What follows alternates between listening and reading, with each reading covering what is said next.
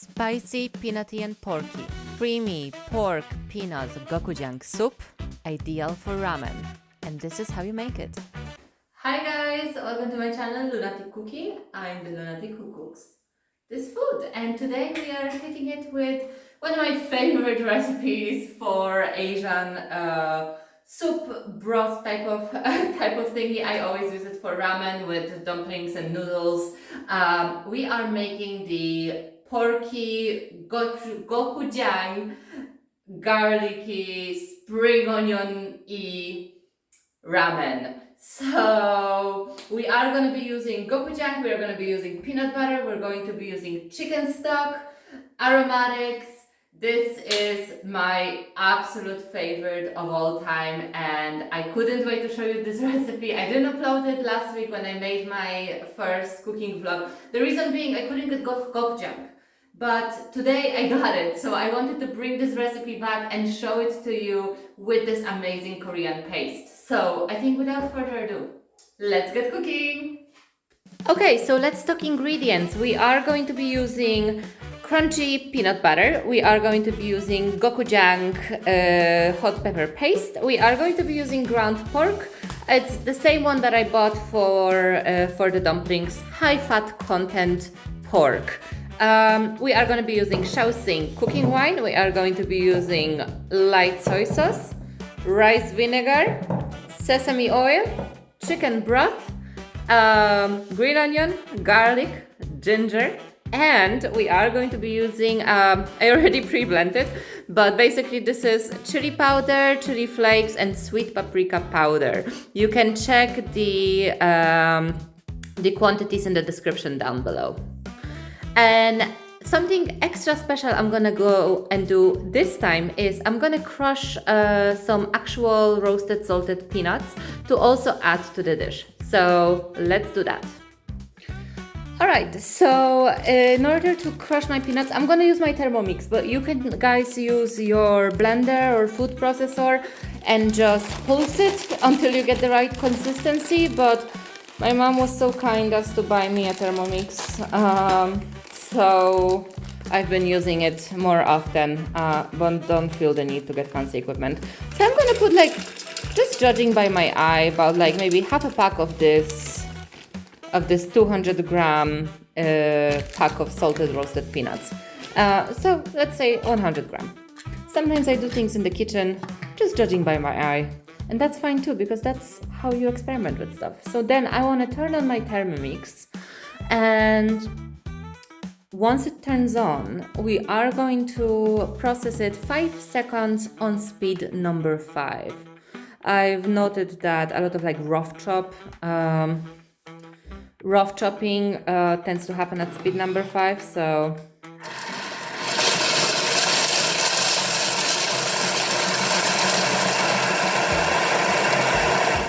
all right.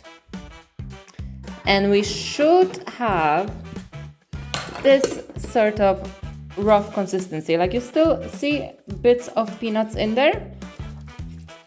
That is perfect. So we're actually gonna throw it into our soup. Sometimes I do this, sometimes I don't do this. This is completely optional, but I just want to really bring out that extra peanutty flavor in this dish.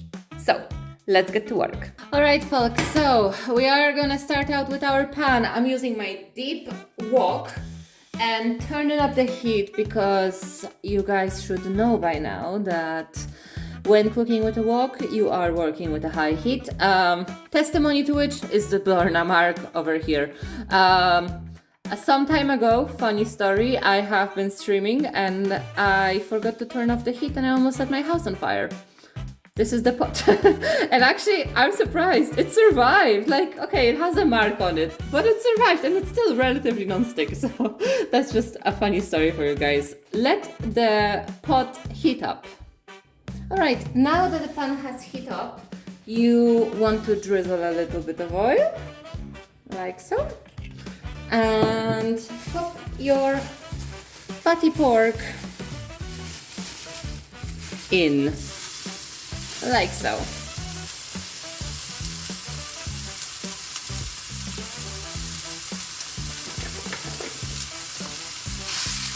You want to sort of push it around a little bit in here.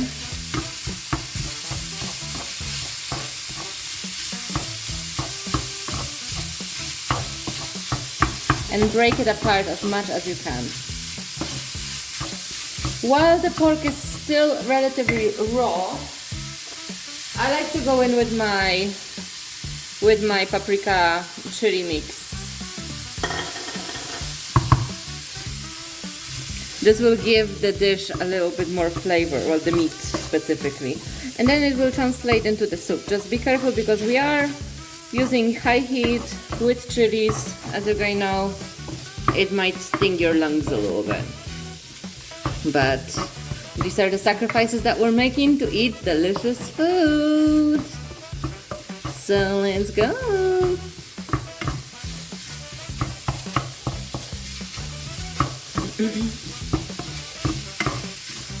We'll also toast the chilies really nicely. I'm gonna turn on the fan now, so pardon the noise.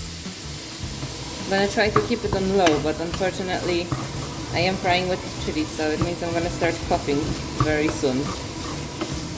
And as any time that we are dealing with high heat and a wok, we want to be working quite quickly with all of our ingredients. So I will show you guys here. Oh, I have everything prepared down there, up and ready. And let me just put this into position again. Perfect. So I recommend that you guys also keep things kind of on the ready to go as you are cooking. This will make it easier when you're working with high heat and you have to respond quickly. You have everything available to you, right next to you. So, oh my god, look at this pork. Isn't it beautiful? So fantastic. Wow. It's absolutely gorgeous now, isn't it? Alright, so now that the pork has cooked a little bit, I do want to introduce the peanuts that we had ground, and it's basically going to kind of like add an extra bit of texture, add a bit of extra peanutiness, and I want to add it now so that the peanuts can kind of roast a little bit more. They are already heavily salted, so you guys seen I'm not adding any salt. They are salted and they are already pre-roasted, but I just want to give them that little bit of an extra kick right now.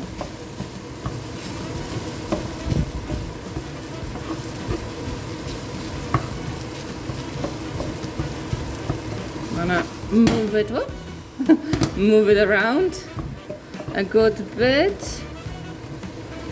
Don't worry if it's sticking slightly to the bottom. We are going to be deglazing it quite soon. So, perfect. And now that you've got it like so, you kind of want to make a little space in the middle to introduce our crunchy peanut butter. So we're going to take our peanut butter and a spoon, and we're going to put like a good load of peanut butter in there. If you guys remember my last week's cooking, you will know that I love a lot of peanut butter in the soup. It thickens it, it gives it a very nice and creamy kind of texture to it. It thickens it up a little bit as well, which is nice. I'm not a fan of soups that are too watery. I mean, here at least we do have the ramen, and also, you know, we can't end up having a sauce. But I think like this is probably enough.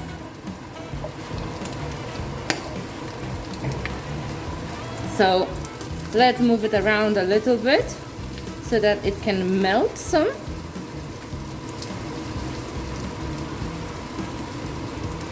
Like so. As it's starting to lose its overall shape and consistency, we are gonna add some of that gochujang paste. And I had not prepared myself enough because I haven't actually opened it. So let's get, and here I like to add one. Sorry guys, I'm working at a very weird angle here. Yeah. Sounds legit. Looks enough.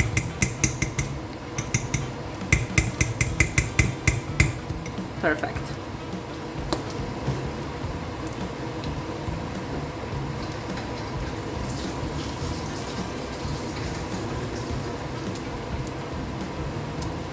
Now that that's it, you want to mix it around and start incorporating that beef in it as well.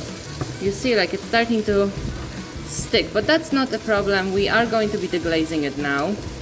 Let's just combine our pork and our peanuts and our butter and our gochujang all together, and it's kind of giving you this sort of dough-like texture. So now is the time to go in with your Shaoxing wine and deglaze it.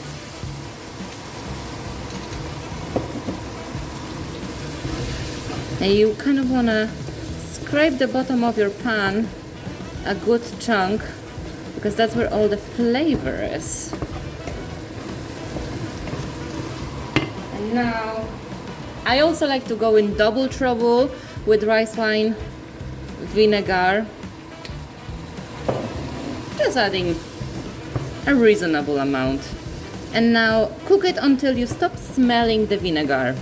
That's always a good indicator that the alcohol has evaporated and only the sweetness remains. Sweetness and tanginess remain.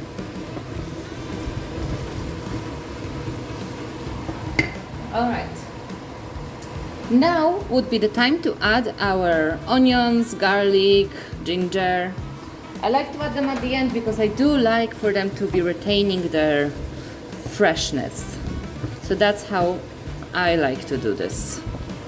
I never like frying my garlic because it just becomes a little bit bitter and I don't necessarily like it very much. So you mix it up together. Now I add my soy sauce.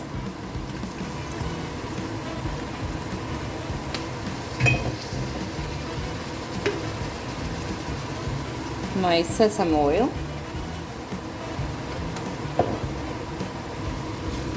And I mix it up. I actually just realized something. I was not supposed to be adding the soy sauce because I have someone coming over who's gluten-free, so I guess I cannot serve them the ramen anymore. Yeah, something interesting for you guys. Soy sauce contains gluten. At least most of them do. Alright, so let's pour our stock in. Like so.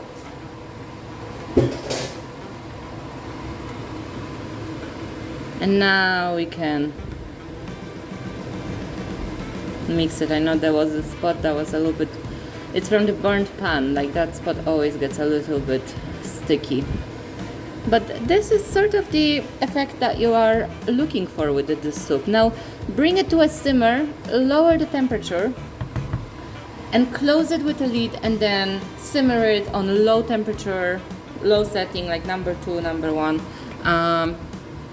and simmer it for about 20 minutes, 30 minutes, however long you wish. I like to simmer it for anywhere between 40 minutes and an hour because I always think that, you know, the longer you simmer the soup, the more taste you kind of extract from your ingredients. But it is potentially ready within 20 minutes. So however much time you have to do this soup is gonna be served tomorrow for me. So let's bring it to a simmer.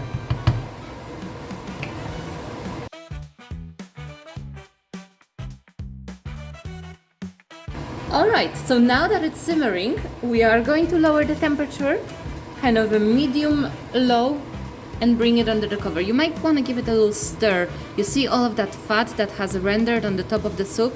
That is all that chili, porky, rendered fat that is going to give your soup an amazing flavor. So, under the lid it goes, anywhere between 20 minutes and an hour, depending on how much time you have and how lovely you want it to be. General consensus is that the longer the better, but yeah, I'm gonna probably keep it for about an hour. Alright, so we'll see you then.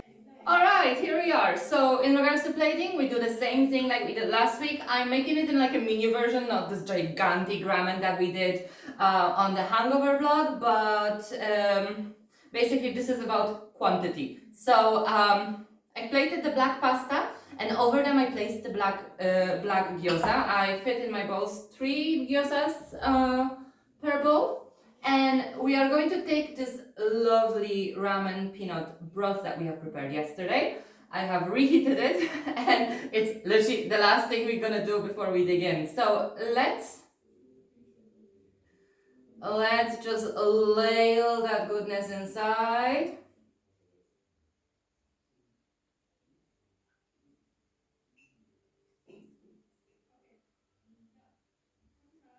Oppa. Nice and creamy.